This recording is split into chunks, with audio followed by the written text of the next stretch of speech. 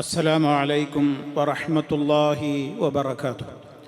അൽഹംദുലില്ലാഹി റബ്ബിൽ ആലമീൻ. അല്ലാഹുമ്മ സ്വല്ലി അലാ മുഹമ്മദിൻ വഅലാ ആലി മുഹമ്മദ്. അമ്മാ ബഅദ്.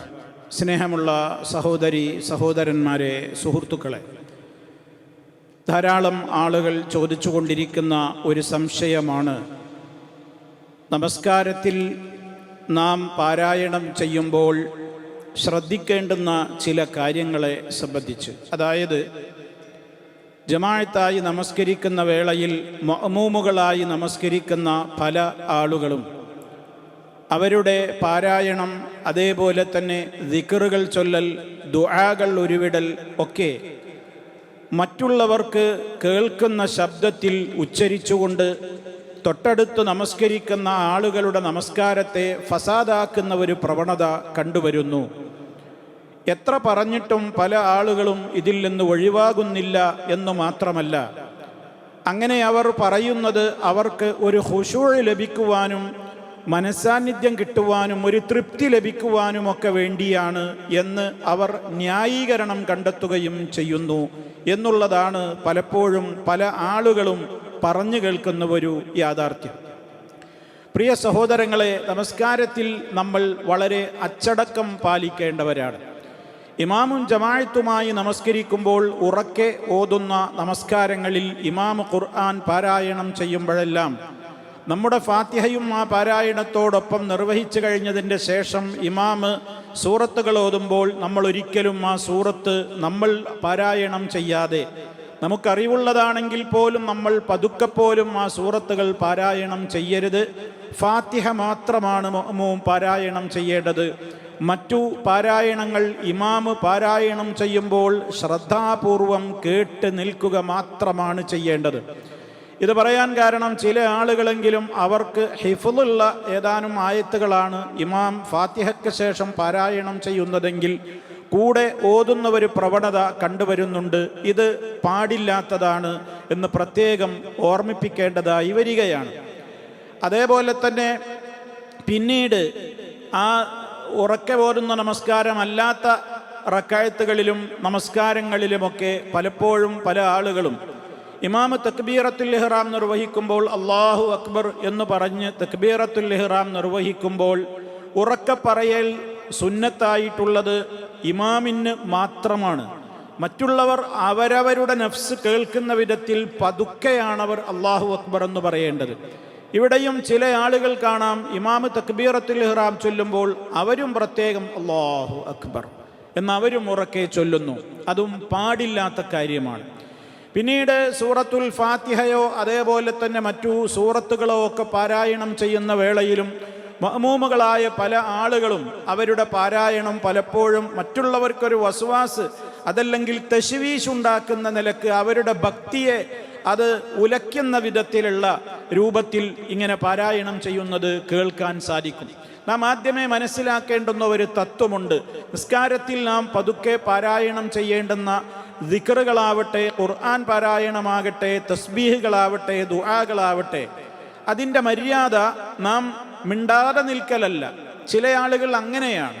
അതായത് അവർ ചുണ്ടോ അവരുടെ താടിയോ ഒന്നും അനങ്ങുന്നത് കാണൂല, വായ കൂട്ടിപ്പിടിച്ചിട്ട് ഇങ്ങനെ നിൽക്കുന്നുണ്ടാകും. എന്നിട്ട് അവർ പറയും അവർ ഫാത്തിഹ ഓതുന്നുണ്ട്, സൂറത്ത് ഓതുന്നുണ്ട്, ദിക്ർ ചൊല്ലുന്നുണ്ട് എന്ന്. ഇത് ശരിയാവില്ല. നാവ് കൊണ്ട് ഉച്ചരിക്കണം. മിണ്ടാതെ നിന്നിട്ട് കാര്യമില്ല. മിണ്ടാതെ നിൽക്കുക എന്ന് പറയുന്നത് അവരവരോടുള്ള ചിന്തക്കാണത് പറയുന്നത്. അത് ചിന്താതെ അതിനെക്കുറിച്ച് പറയുള്ളൂ. അത് ദിക്ർ ചൊല്ലിയെന്നോ അല്ലെങ്കിൽ പാരായണം ചെയ്തുവെന്നോ അതിനെക്കുറിച്ച് പറയില്ല. അതുകൊണ്ട് തന്നെ നമസ്കരിക്കുന്ന വേളയിൽ എന്ത് ചെയ്യണം? നമ്മൾ നമ്മുടെ നാവുകൾ ചലിപ്പിക്കണം, നമ്മുടെ ചുണ്ടുകൾ ചലിപ്പിക്കണം. അത് തന്നെ എത്ര അവരവർ കേൾക്കുന്ന നിലക്ക് മാത്രം. മറ്റുള്ളവർ കേൾക്കുമ്പോൾ അത് ജഹ്റിൻ്റെ വകുപ്പിലാണ് പെടുക. ജഹ്റ് സിറ് എന്ന് പറഞ്ഞാൽ എന്താ? സിറ് എന്ന് പറഞ്ഞാൽ നമ്മുടെ ദിക്റും ഖുർആനോത്തും ദുആകളും ഒക്കെ സിറായിട്ടാണ് നിസ്കരിക്കേണ്ടത്. സിറാക്കുക എന്ന് പറഞ്ഞാൽ അതിൻ്റെ രീതിയാണ് ഞാൻ നേരത്തെ പറഞ്ഞത്.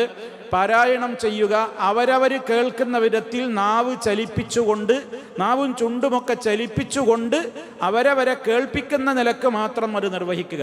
ഞാൻ ഫാത്തിഹയാവട്ടെ, അതല്ലെങ്കിൽ സൂറത്താവട്ടെ, അല്ലെങ്കിൽ റുക്കൂയിലും സുജൂദിലുമുള്ള തസ്ബീഹുകളാവട്ടെ, തശഹുദിൽ ചൊല്ലുന്ന ദുആകളാവട്ടെ, കൂടുതൽ ഒച്ചത്തിലാക്കിയിട്ട് എൻ്റെ അപ്പുറത്തും ഇപ്പുറത്തും ഇരിക്കുന്ന ആളുകളുടെ പാരായണത്തിനും അവരുടെ ദുആക്കും അവരുടെ ഖുശൂഇനും അവരുടെ ഏകാഗ്രമായ മനസ്സിനെയും ഒക്കെ ബാധിക്കുന്ന വിധത്തിൽ എനിക്ക് ഖുശൂഅ് കിട്ടണമെങ്കിൽ കുറച്ച് ഉറക്കെ പറയണമെന്ന ന്യായവും പറഞ്ഞിട്ട് അത് പറയാൻ പാടില്ല. അതെല്ലാവരും ശ്രദ്ധിക്കേണ്ടതാണ്. ചിലർക്കൊരു വസ്വാസ് രോഗം തന്നെയാണിത്. അള്ളാഹു എല്ലാവരെയും കാത്തുരക്ഷിക്കുമാറാകട്ടെ. ഇതൊരു തരം രോഗമാണ് വസ്വാസ് എന്ന് പറയുന്നത്. പറഞ്ഞിട്ടാണ് ശരിയാവുന്നില്ല. ചിലർ കണ്ടിട്ടില്ലേ, നിയ്യത്തിൻ്റെ വേളയിൽ പോലും കുറേ തവണ അവർ അറബിയിലും മലയാളത്തിലും ഒക്കെ പറയും. വാസ്തവത്തിൽ നിയ്യത്തുകൾ പറയേണ്ട ആവശ്യമില്ല, അതിൻ്റെ സ്ഥാനം മനസ്സാണെന്ന് പല തവണ നമ്മൾ പറഞ്ഞിട്ടുള്ളതാണ്. അതുപോലെ തന്നെ മറ്റു ചില ആളുകൾ ഫാത്തിഹ സൂറത്ത് ഓതുമ്പോൾ ചില ഭാഗങ്ങൾ ഇങ്ങനെ റിപ്പീറ്റ് ചെയ്യും, ആവർത്തിക്കും. ഉദാഹരണം, ഇയ്യാക ഇയ്യാക എന്നിങ്ങനെ പിന്നെയും ഒരു 10 വട്ടമൊക്കെ പറയുന്ന ആളുകളുണ്ട്. ഇതൊരു തരം മനോരോഗമാണ്, വസ്വാസാണ്. അങ്ങനെ അതേപോലെ തന്നെ ഗൈരിൽ മഗ്ദൂബി മഗ്ദൂബി ഇങ്ങനെ, അതുപോലെ തന്നെ ഇയ്യാക നസ്തഈൻ ഇങ്ങനെ ഐൻ ഇങ്ങനെ ശരിയാക്കി, ഇതൊക്കെ ഒരു തരം വസ്വാസാണ്. ഒന്നും പാടില്ല. അവരവരെ കേൾപ്പിക്കുന്ന നിലക്ക് മാത്രം അത് ഒരു തവണ പറഞ്ഞു പോവുക, അതാണ് അതിൻ്റെ രീതി. അതേപോലെ തന്നെ ചില ആളുകൾ എന്ത് ചെയ്യും, തക്ബീറാത്തുൽ ഇന്തിഖാൽ എന്ന് പറഞ്ഞാൽ റുക്കൂഴ് സുജൂദുകളിലേക്ക് പോകുമ്പോഴുള്ള ഓരോ ഘട്ടത്തിലും ഇങ്ങനെ കുറേ തക്ബീറുകൾ ഉണ്ടല്ലോ, അത് ഇമാം ഉറക്കെ പറയുമ്പോൾ മൗമൂമിങ്ങളായ ചില ആളുകളും കാണാം അല്ലാഹു അക്ബർ, അവരുടെ വകയായിട്ടൊരു സ്പെഷ്യൽ ഒന്ന് ഉച്ചത്തിൽ പറയുക. അവരവരുടെ നഫ്സ് കേൾക്കുന്ന വിധത്തിലാണ് പറയേണ്ടത്, അതിലപ്പുറം പറഞ്ഞുകൂടാ. അപ്പുറം പറയുമ്പോൾ അത് ജഹ്റാക്കലായി, അത് ഉറക്കയാക്കലായി. ഉറക്കയാക്കാൻ പാടില്ല എന്ന്. വലാ തജ്ഹർ ബി സ്വലാത്തിക വലാ തുഖാഫിത് ബിഹാ വബ്തഗി ബൈന ദാലിക സബീല. നിന്റെ നിസ്കാരം കൊണ്ട് നീ എന്ത് ചെയ്യരുത്, ഉറക്കയാക്കരുത്. എന്നാൽ പിന്നെ നിന്നെപ്പോലും കേൾപ്പിക്കാത്ത നിലക്ക് ഇങ്ങനെ മിണ്ടാതെ നിൽക്കുകയും അരുത്. വബ്തഗി ബൈന ദാലിക സബീല, രണ്ടിൻ്റെ ഇടക്കുള്ളൊരു മാർഗമാണ് ശരിയായ സമീപനം. അപ്പം നമ്മൾ പാരായണം ചെയ്യുമ്പോഴും ദിക്റുകൾ ചൊല്ലുമ്പോഴും ദുആ ചെയ്യുമ്പോഴൊക്കെ നമ്മൾ നാവ് അനക്കണം, ചുണ്ടു അനങ്ങണം. അതുപോലെ തന്നെ നമ്മുടെ ശരീരത്തെ കേൾപ്പിക്കൽ മാത്രം ചെയ്താൽ മതി. അപ്പുറത്തും ഇപ്പുറത്തുള്ളവനെ നമ്മുടെ പാരായണമോ നമ്മുടെ ദിക്റോ നമ്മുടെ ദുആയോ ഒന്നും കേൾപ്പിക്കരുത്. അത് അവൻ്റെ നമസ്കാരത്തെ വസ്വാസാക്കലാണ്. മഹാനായ നബി സല്ലല്ലാഹു അലൈഹി വസല്ലം പറഞ്ഞിട്ടുണ്ടല്ലോ, അലാ ഇന്ന കുല്ലക്കും മുനാജിൻ റബ്ബഹു. അറിയണേ, നിങ്ങൾ ഓരോരുത്തരും നിങ്ങളുടെ റബ്ബുമായിട്ടുള്ള ഒരു അഭിമുഖ സംഭാഷണത്തിലാണ്, ഒരു മുനാജാത്തിലാണ്, ഒരു രഹസ്യ ഭാഷണത്തിലാണ് നിങ്ങളുടെ നമസ്കാരത്തിൽ.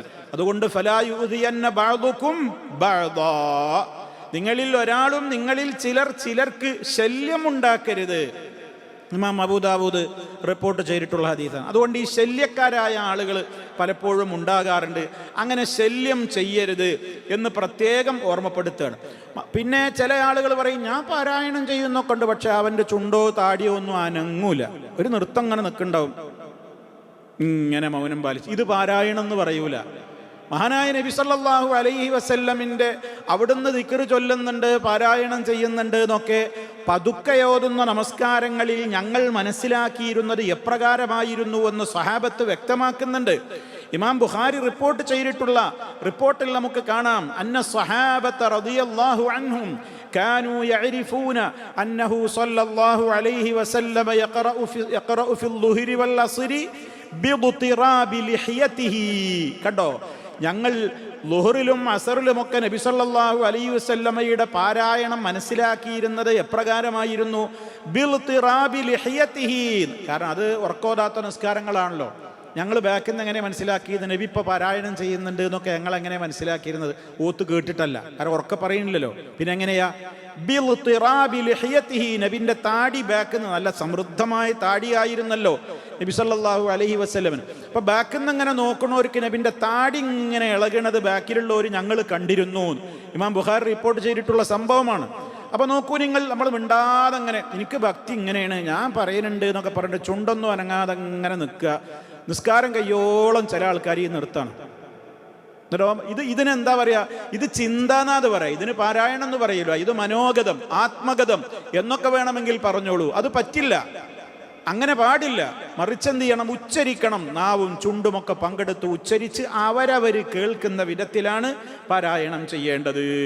അതാണ് ആ വിഷയത്തിൽ. പിന്നെ തശഹുദിലും തക്ബീറുകളുടെ കാര്യത്തിലും ഒക്കെ ചെയ്യേണ്ടതാണ്. ശല്യം അടുത്തുള്ളവർക്കാണ്, മറ്റുള്ളവർക്കാണ് ഇതുകൊണ്ടൊക്കെ ശല്യം ഉണ്ടാവുക. അവൻ പറയുന്നത് എന്താണ്? ഞാൻ ആരെയും ശല്യപ്പെടുത്തിയിട്ടില്ലല്ലോ, എനിക്കൊരു ഖുശൂഅ്, ഒരു ഭക്തി കിട്ടാൻ വേണ്ടി ഞാനൊന്ന് കൃത്യമായിട്ടത് പറഞ്ഞു എന്നല്ലേ ഉള്ളൂ. അത് അവൻ്റെ മാത്രം തോന്നലാണ്.